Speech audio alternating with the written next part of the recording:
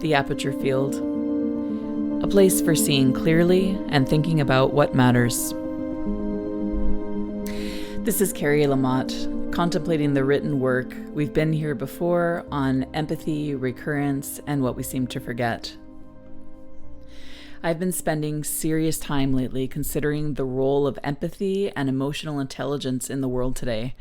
Like many of you, I find myself astonished by what I'm seeing across the world. Acts that seem to disregard the very principles we spent centuries developing as a human species. And in my curiosity, I've been returning to the works of thinkers from the past, reading their original texts, and there's no shortage of material here, by the way.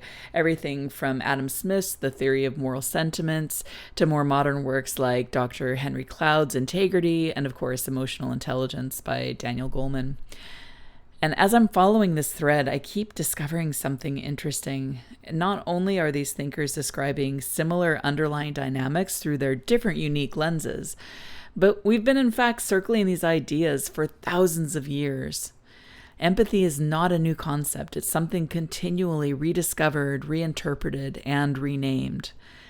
And yet, despite this long lineage of thought, I can't help but feel it's like we've lost something. And maybe it's our shared internal picture of what these ideas actually mean in day-to-day practice. But every work that I'm returning to is offering yet another fragment of the same image that feels completely familiar, but also somewhat absent in how we engage with each other today. So I've decided to follow that thread more deliberately.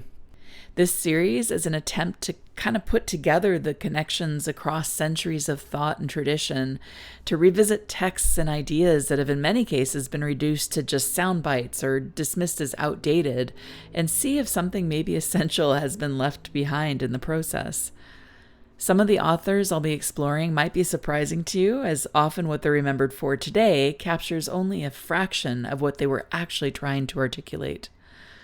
And I'm really interested in hearing your own reflections as this unfolds, whether they align, challenge, or take the conversation somewhere unexpected.